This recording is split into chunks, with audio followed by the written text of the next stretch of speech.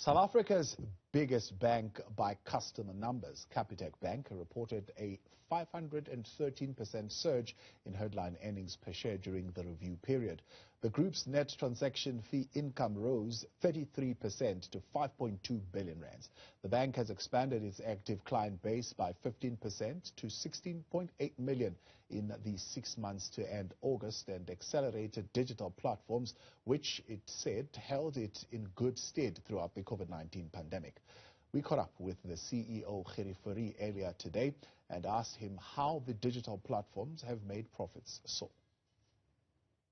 I think we're very happy with the results. If you look at our earnings, August 21 versus August 19, we're up 35%. Our client numbers has grown with 2.1 million clients, and then very importantly, what you're referring to, our digital side has moved to 1.6 million clients. We've got now 8.9 million clients that is making use of our digital platforms. And what is nice about that is those people are basically helping themselves from a banking perspective, and that creates capacity in our branches to actually sell better to our particular clients and to make certain that our clients fully understand Global One and that they actually are brand ambassadors for ourselves. So I think it's reflected in our transactional income, because our transactional income is up 33%, which is a reflection of a very strong growth in digital and on card-based. Gerrie, let's talk about something that also is in your space. The South African Banking Risk Information Center today announcing that the banking fraud and credit card fraud has increased, particularly when it comes to the digitized side, by 33%, according to their latest report. You are making investments there.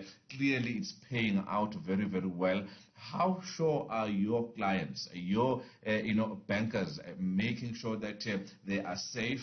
Should they not be worried? Are they protected when it comes to the transaction that they make? Yeah, our app is very secured. We make certain that it's linked to your particular phone.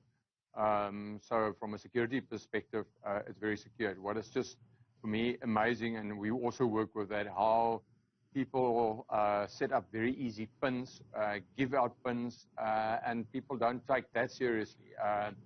We strongly advise people to use facial recognition to sign onto your app, because then somebody can't see your PIN. So I think we've got a massive responsibility, and we're busy with that, is to educate our client base to be much more secure, to use facial recognition, and don't use your birth date or a very easy 123 as a password. So yeah, I think there's a lot of work to be done, and we take that very seriously. What have you seen when it comes to the trends in the past 6 months from your clients when it comes to repayments of their loans, their debts to you? Have you made enough interventions to help them navigate this time? Yeah, I think if we look back at COVID, the assistance that we've given with rescheduled was 7.5 billion, so it's a big number. And we're glad that we've done it. We've also brought in a behavioral incentive so that if you pay back over a certain period, that you get a certain amount of your interest back, and that has helped a lot. And our arrears and our reschedulings is actually back to August 19 levels. So we're quite pleased with that. But there was, unfortunately, places where people has lost their jobs, and that was carried by our retrenchment cover. So I think overall we've recovered. We're back to where we were in 19. I've also shared with analysts this morning that if I look at cash stress, that we are 30-40% lower than what we were during COVID. So overall, I would say we're back to August 19 levels.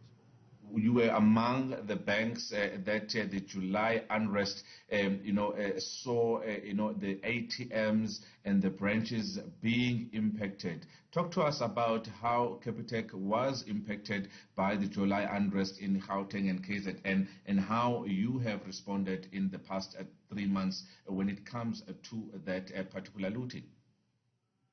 Yeah, we've lost 79 branches, of which 68 was completely destroyed, and I mean completely destroyed. So we need to rebuild them from scratch as if you build a new branch. It's unbelievable the damage that was done. We've lost about close to 300 ATMs. We should be back, that 80% of these branches and ATMs will be operational by the end of November. And the rest will be done early January, February next year.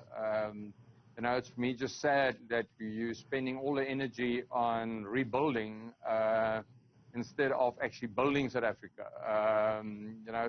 But that's another debate. But yeah, we should be back to normal.